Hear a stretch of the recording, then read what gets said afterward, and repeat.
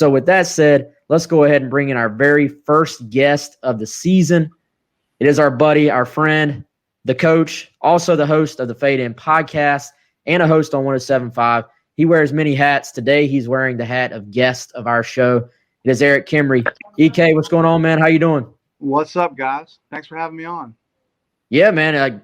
Glad to have you on. I know you got a lot of exciting things going. I know you had Chris on the Fade In yesterday. So first, we got to ask first, how did Chris do? I think that's the first time he was on there that's made it to public viewing, I guess. So how did he do? Was he all right? He was subpar. I thought it was just average. I think there's a lot of things he can work on, to be honest. He was wearing shades at first. I had to tell him to take those off. He had some good commentary, but I think he could brush some things up and hopefully next time be a little bit better.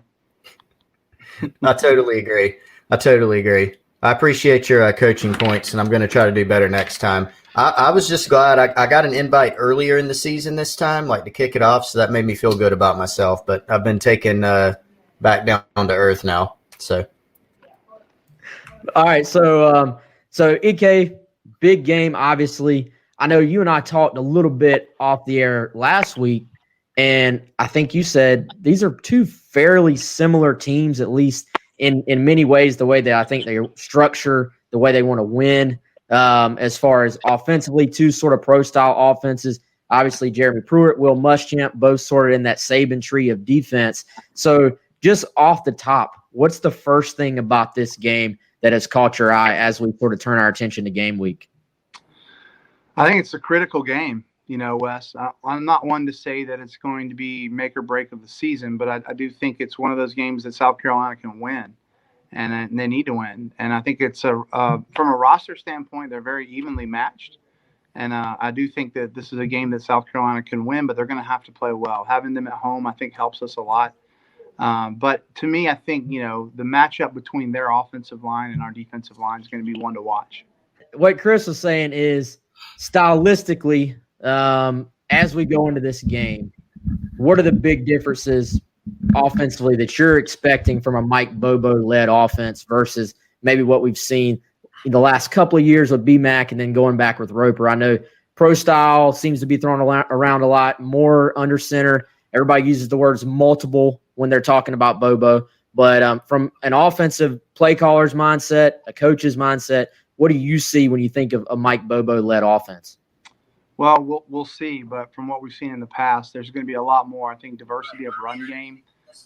Probably, I would say he's going to use more personnel groupings than has been used in the past. And so which ones he mixes up, matches up, I don't know. But I do think you'll see a lot more schemes in the running game involving a fullback, involving multiple tight ends. I think you're going to see multiple tempos, sometimes huddle, sometimes no huddle. And then maybe sequencing of plays a little bit better to where he's going to have some plays that he has, dialed up to essentially set up other plays. And so right now we don't know the answer to what does Mike Bobo plus South Carolina's offense mean. And we also don't know who are the playmakers that are going to step up and make those plays. And we also don't know what's Colin Hill look like in an SEC stadium. So there's a lot of question marks on the offensive side of the ball. But I will say from what I've seen so far, I'm hopeful that we're going to have a good plan in place. I'm always curious. So not necessarily Bobo specifically, but as a play caller, put yourself – you've obviously called a lot of games in your career now. As a play caller, when you go into game one of a season, and I'm sure you have an idea of what you think your guys are going to do, what you sort of expect, but maybe you got a bunch of guys that haven't done it in this scheme and haven't done it on the big stage yet. So are you taking an approach of kind of let's focus in on what I think we do well and trying to sort of simplify? How much of your mindset is let's focus on us versus let's try and see what they're doing to us and adjust to that? Like, how much of an offensive play caller's mindset is on sort of your side versus what you're seeing from the defensive scheme you're facing? Well, you got to have a blend because you can have the greatest plan in the world, and if somebody comes out and does something completely different, you got to adjust immediately. So I think the great play callers can do both at the same time. and also understanding that, they've got to put their guys in position to be successful, whatever that may be. And so you're going to utilize your players' talents and gifts and try to create some plays where you get athletes the ball in space. I think you're going to want to try to find a little bit of balance in the middle of that. I think that we've got to establish a running game. If you look at last year's Tennessee game, I think we averaged something like 2.2 yards a carry. It was bad. I don't remember what it was, but it was really, really bad. So, I do think it's both. And I've gone into many games where I was like, oh, yeah, I got these little nuanced adjustments, and you throw them out because the defense is doing something completely different. So I think you got to have enough in your offense that you can take advantage of whatever the defense is giving you. And so if they want to play too high the whole game and they put less people in the box, you got to be able to run the football a little bit. And if you can't, then you're at a schematic disadvantage because it's going to be harder to throw the ball down the field in 2 deep coverages, and vice versa. If they want to roll down and put an extra guy in, you got to be able to take advantage of that down the field and throw the football. That's why balance is key. So I think that's how Mike will approach it. I think he's got a more of a creative mind, particularly in the screen game as well. And those are usually some cheap yards that you can get on the perimeter, where you can, maybe take the nerves off of a young quarterback and do some things to get a guy the ball in space. Because, that's literally what offensive football is about. All right, so Colin Hill, obviously his first start as a South Carolina player. We now know that. I think, we've talked. That's sort of the way we thought this thing was heading most of the offseason. Now it's official last week. Just from what you've seen, either going back, watching a little bit of Colorado State or what you've seen maybe this year so far, what can fans expect when this might be their first time? Everything's been so closed down. What will they expect? What type of player, what type of skill set have you seen from Colin Hill as he makes his first Carolina start? Well, I'll preface it and say I've never seen the guy in a game. So It's one thing to do things in practice. It's different to doing the game. But from what I've seen, he's got really good fundamentals. He doesn't waste a lot of motion in his delivery and in his footwork. So both of those things I was really impressed with. He has a very strong arm. I think he can make any throw, and he looked very accurate to me. So if he's a guy, to me, if you can give him some time, and he can hurt you down the field with his arm. So a strong arm, good mechanics, seems to have a good head on his shoulders. I know he's well respected by his teammates. Seems to be the first guy in the building, the last one to leave. So I'm hoping for good things, but again, all I've seen is a little bit of practice and some highlights from his time at Colorado State. Chris, want to go back to you and try this one more time? You got anything on your mind, buddy? Well, let's first test and see if EK can hear me now. We're good. I think we had to kick me out and then back in. So there we go. We're still working through it, guys. Yeah, so, head coaching perspective, a little bit broader picture here, EK. What are your thoughts on the overall key to the game? It's something we hit on Fade In last night. So I know one thing that you had mentioned, not to answer the question for you, but just to get you to expand on it a little bit, is rushing the football. You mentioned that South Carolina's carries last year, Tennessee, obviously with that big offensive line. Is that the main key? Is it whoever rushes for the most yards? Is it something else like turnover margin? What is it? Rushing yards is going to be critical, and here's why. The strength of Tennessee's team is probably their offensive line and going to be their running game. And particularly on the road, first game of the year, nerves, all those kind of things, it's a little easier to run the football. But I think that we match up well to their receivers. I think that our defensive backs, now that Jennings is gone and Callaway's gone, one of the deepest areas of our defense this year is at corner. And in terms of quality depth and the quality players there, I do think that we can take a lot of that vertical passing game away. The things that hurt us last year, were those big plays, and hopefully we can eliminate those this year. So I think Tennessee's going to have to really lean on their running game for yardage. And if we can do a good job in neutralizing that, I think that that's going to be hard yards for them to come by. Last year, they played pretty good on defense, but really it was just some big plays and some special teams miscues. And then they just kind of ran out of gas, which is what happens when your offense goes 3 and out the whole second half. So to me, I think if our defense can limit their running game, and then I also think if our offense can find some creative ways to run the football, have a nice positive 5 yards a carry kind of game in the running game, so that you're not asking, I think last year Ryan Helinski threw the ball 51 times. If you go into an SEC football game and you throw the ball 51 times, you're going to lose. So you'd love to see Colin Hill in the 25 to 30, attempts range, in my opinion, and some healthy balance. So, I think the strength of our offense is probably going to be our offensive line. So which strength takes over more? Theirs or ours? And I think that those rushing yards are going to be an indication of who has the most success overall in the game.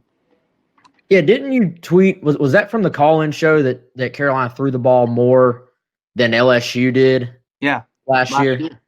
Isn't that crazy? Like Ryan Helinski threw the ball more than Joe Burrow last year, but that's not a good sign because we were down a lot and we weren't able to run the football effectively. Now, in my opinion, some of that's because we had a very simplistic run scheme with the zone play and the pin and pull being what we did the most.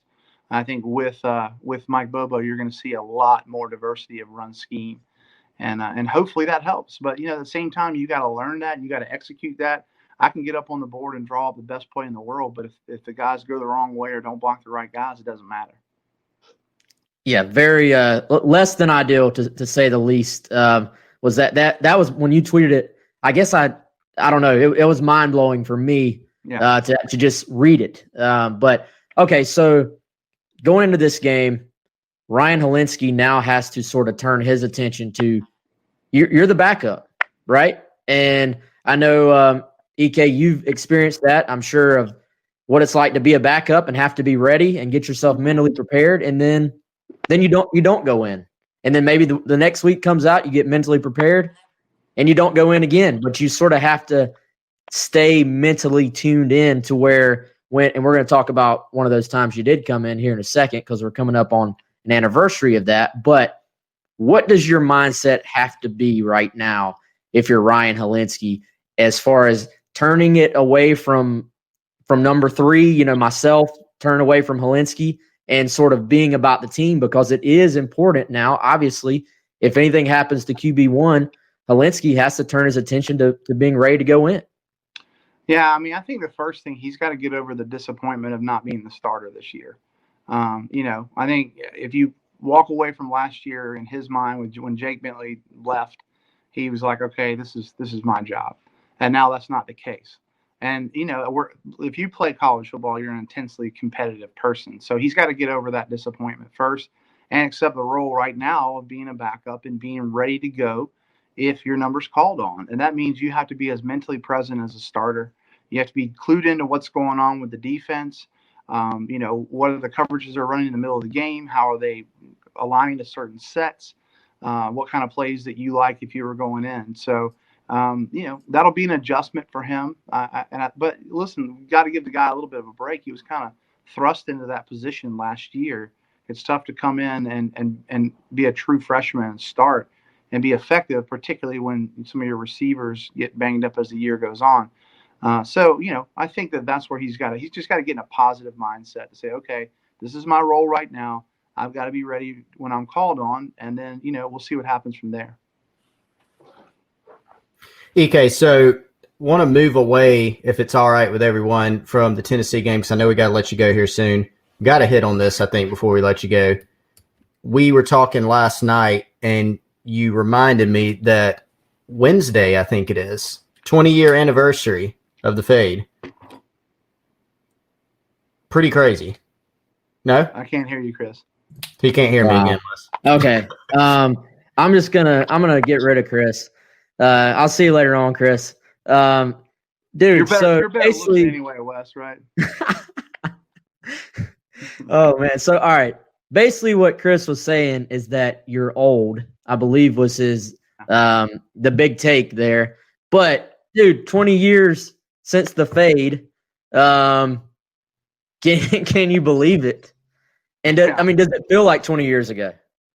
No, it doesn't. It goes fast, 20 years and, 25 pounds ago or whatever it is now.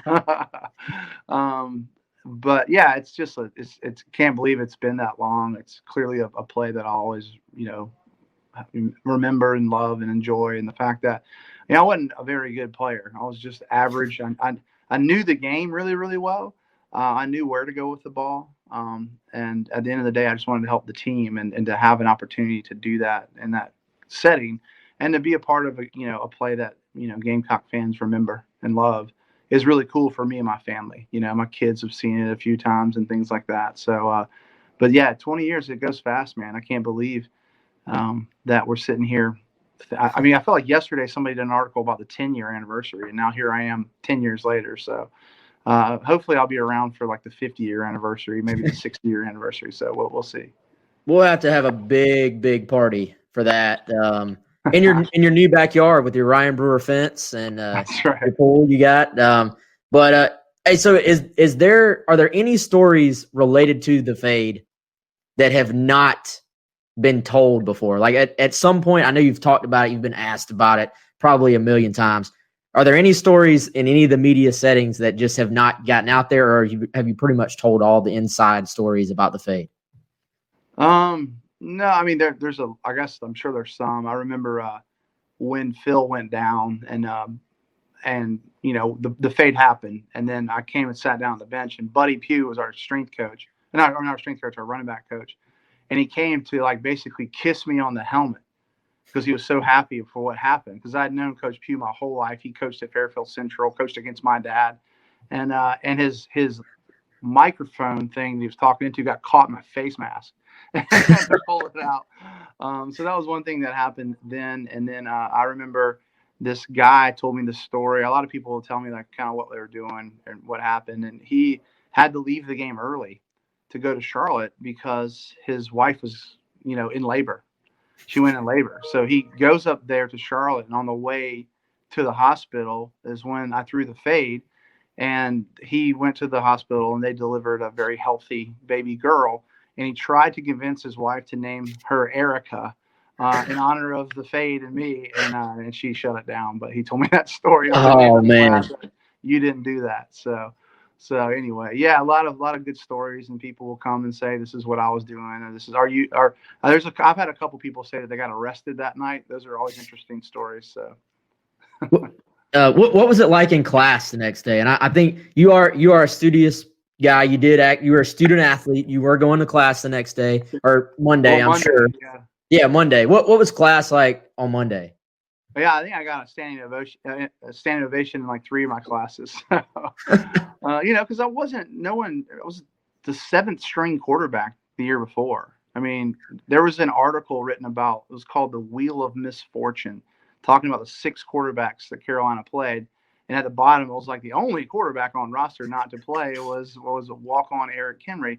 And I got copies of that, and I put it up all over my house, and I really worked hard. And between that and the scheme change of going to the spread, I was able to be the 2nd string. And so people didn't know they knew I was because I was a local guy. Right. But I remember the student paper, I was on the front of it, and they had put it all over my girlfriend, now my wife's door. And people were really supportive in class, and even some professors and things like that said stuff. So it was neat. And, it was a neat time for me. Awesome, man. 20 years ago, Wednesday. So, dude, we appreciate the time. I know you got to go, but hey, real quick, what should we expect from the column?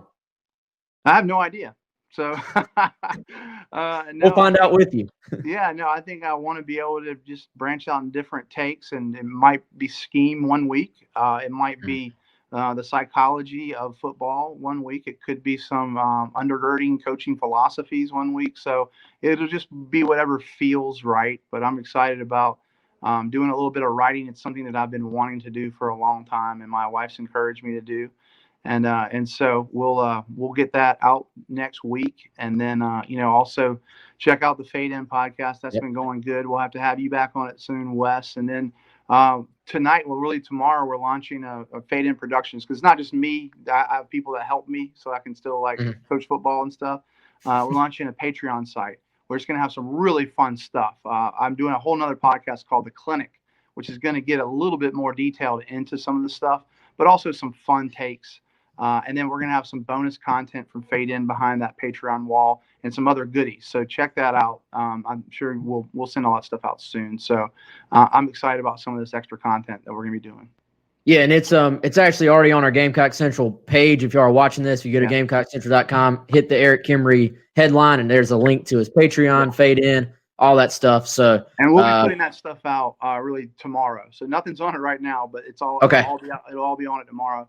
and then I'll be able to add to it whenever I want to. So it'll be fun. I'll even get on the board sometimes and draw some stuff up, and Okay. it should be lighthearted and a lot of fun, but hopefully give you a little bit more of appreciation of the game. I know that the more that you understand the game, to me, the more that you'll enjoy seeing it. And I've done ladies clinics and stuff before, Wes. And when you do that, they really love. Oh, look, that's cover 4. Oh, look, that's cover 2. And so it'll be more in depth than that. But I want to give people just the tools to see and enjoy the game a little bit more. Awesome. Good stuff, man. Again, that's Erik Kimrey. Erik, congrats on being old, and we love you, man. Looking forward to it. We'll talk to you soon, okay? Thanks, Wes.